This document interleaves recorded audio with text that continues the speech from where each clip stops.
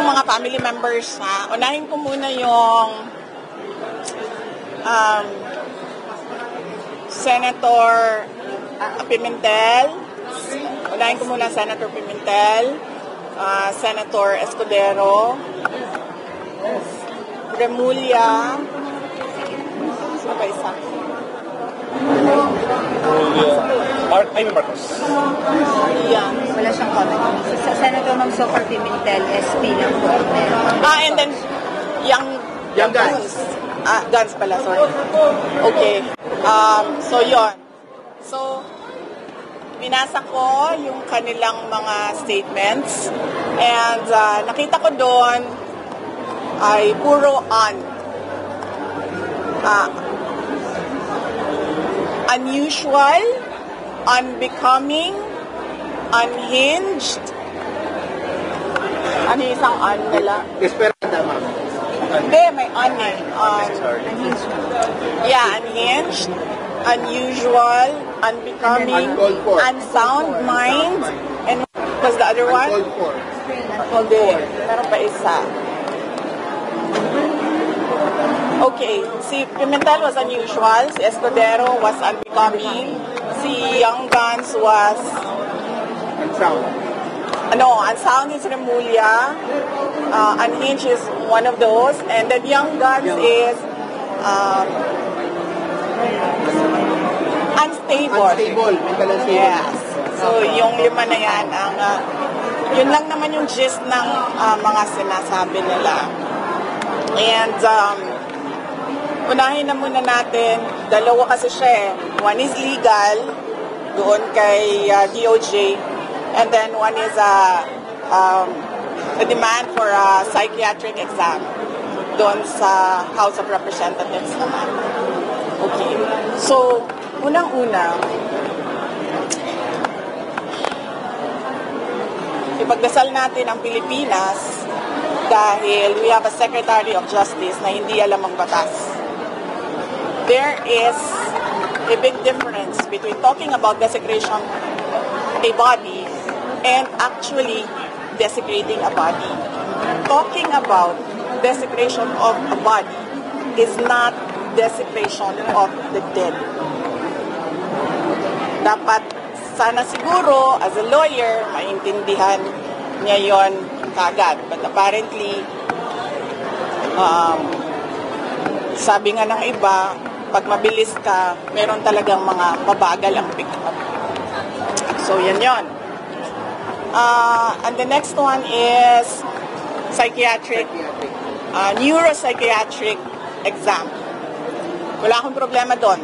Game tayo. I will call that neuropsychiatric exam. Pero, let us make this an election issue. Yung Young Guns, I am sure kasi young sila, magpapa-re-elect pa yan. They are running as re-electionists. So, ang gagawin natin, dalawang tests sa akin. Kasi sinasabi nila, unstable daw ako. Paningin ko naman sa kanila, unstable din sila. 'Di ba? Kasi bakit? Aatake sila, pag sumagot yung inaatake nila, nagagalit sila. Tinatawag nilang unstable. Para sa akin, unstable din kayo. Bakit niyo ako inaatake? Diba? So, I will do 2 tests. Neuropsychiatric exam and drug tests. Pero dapat, lahat ng mga Young Guns na kandidato, lahat ng mga congressional candidates ay magpa-drug test. Including speaker, ma'am? As a voter, I am asking the candidates for Congress doon sa distrito ko, sa 1st District of Davao City. Now, dalawa lang yung maalala ko ngayon, but I'm sure meron pang ibang kandidato. Maalala ko si Margarita Nograles and si Paulo Duterte. And as a voter, I demand na magpa-drug test sila. Kayong lahat, mga kababayan, as voters, you demand na magpa-drug test ang mga congressional candidates. Dahil kung unstable ako, sa paningin ko, unstable din sila. So, bakit ka naman magagalit kung ang inaatake mo ay sumasagot? Diba? Yes? Red? Yes, ma'am. Okay ka dyan? Yes, ma'am. Okay, sige. Sandro. So, okay tayo dyan. Wala nang problema dyan. Yan ang demand ko, ha. 2 test sa akin, isa lang sa kanila. O, biyado pa ako. Pero ma'am, sinasabi niyo rin na unstable sila. So, dapat meron din silang neuropsychiatric test. Hindi, pinapadali ko na lang kasi sa kanila eh. Kasi, diba? Para madali tayo. So we call on the Philippine Medical Association, the Philippine Psychiatric Society siguro, is it called that way, to set the guidelines para sa amin lahat. Okay? Lahat ng butante mag-demand ng drug test sa ating mga congressman candidates kasi unstable din sila. Saan po dapat gawin ang drug test, ma'am? Sa private hospital o sa public hospital? We need independent third-party hair follicle testing. That is why we are asking the help of PMA. Tulungan nyo kami to set the guide. Kailan nyo ma'am gusto mangyari yung test? Pag kinol na nila, okay na tayo. Hindi pwedeng 3 months after, ha? Kasi hindi magdodroga yan ng 3 months. Tapos na yung testing nila. So, anytime. So dapat Tapos ngayon na. Ayun na. dapat Ayun na. Magpa-drug test tayong lahat. At dagdagan ko ang sa akin, neuropsychiatric game. Tayo dyan. Ma'am, what if po ma'am sabihin ng young guns na you're just bluffing too much? I'm not bluffing. Pangalan ko nakataya dito. Nandiyan kayo lahat nakikinig at nakita na nagsabi ako. I'm not bluffing. Ma'am, may ganito ng reso before si Congressman Colong, pero wala nga lang may sound. Diba? Oh. Diba? Ayaw nila magpa-drug test. Bakit kaya? So hanggang congressional lang, ma'am. Yes. So yan. Okay ako. Wala tayong problema dyan. I will do your neuropsychiatric exam. And mind you, hindi yan first time. Naka-neuropsychiatric exam na ako dati nung nag-apply ako as PAW lawyer. And naka-neuropsychiatric exam na ako in a court case. So, pangatlong neuropsychiatric exam ko na ito na kung sakasakali, pag-i-call nila ang DARE ko. Drug test sa inyo, dalawang test sa akin. Yes. So, unstable, unhinged, unbecoming,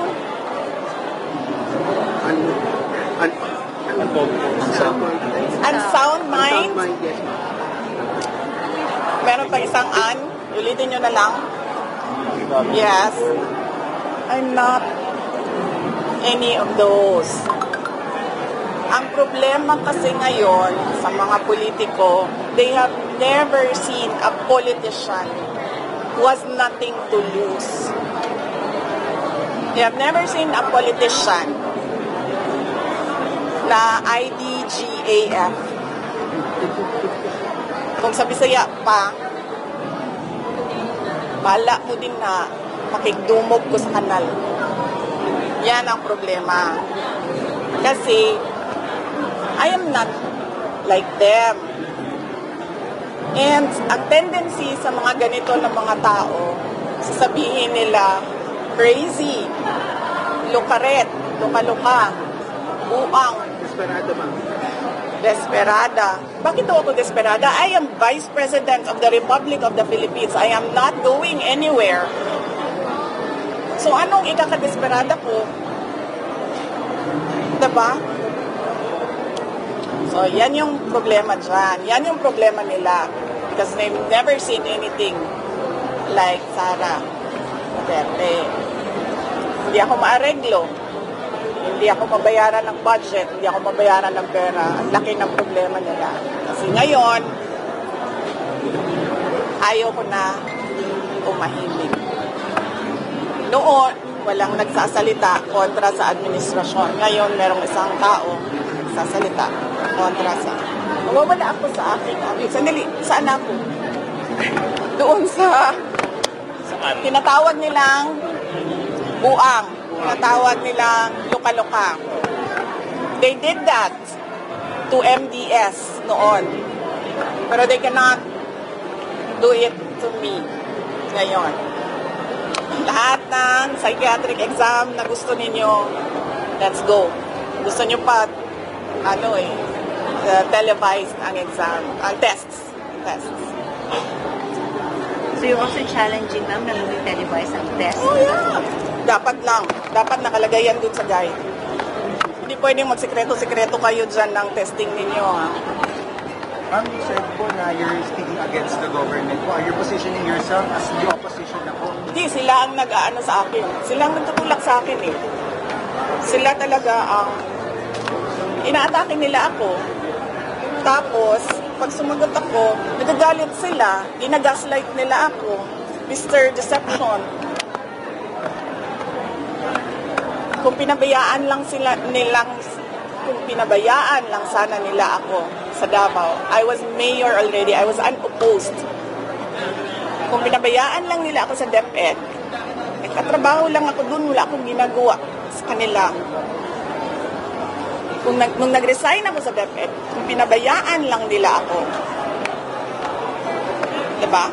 Na gawin ko yung trabaho ko sa Office of the Vice President, kahit magtanim ako ng puno araw-araw, pabayaan nilang ako. Kasi may pagbabago campaign naman kami, tree planting, educational advocacy, lahat yun. Problema sa kanila, nakikipag-away sila. Tapos, kapag lumaban, yung inaaway nila, nagagalit sila, and sila yung nagsasabi na siya yung may problema. Hindi ako yung may problema. Hindi ako known na kalaaway, except yung inuunahan ako. Ma'am, anong tingin mo, yung mga anak ko, Senator Jaime, they are now coming to their defense? I will not comment sa mga anak, no? Because ang natural affinity ng mga anak is to defend parents. Ako lang naman yung anak na hindi nagde-defend kay PRD. Pero balik na rin natin, ganun din si PRD sa akin. Ang natural affinity na gagawin, natural na gagawin ni PRD is to defend me. Diba? Sinasabi nila noon, ginagaslight din nila kami, diba? O kasi may destabilization sa PRD, may maisog. Ano bang ginawa ni PRD? Di ba nag-react lang sa ginawa nila sa akin? Hindi nga ako nag-react nun eh. Hindi ako nagalit. Confidential funds? Ano sabi ko? Fine, sa inyo na yan. Fourth quarter, sa inyo na yan. Hindi ko gagamitin. Hindi ko naman kailangan yan eh. Napapadali lang talaga ang trabaho. Kasi natatarget mo yung trabaho mo. Ano pang inano nila? Security.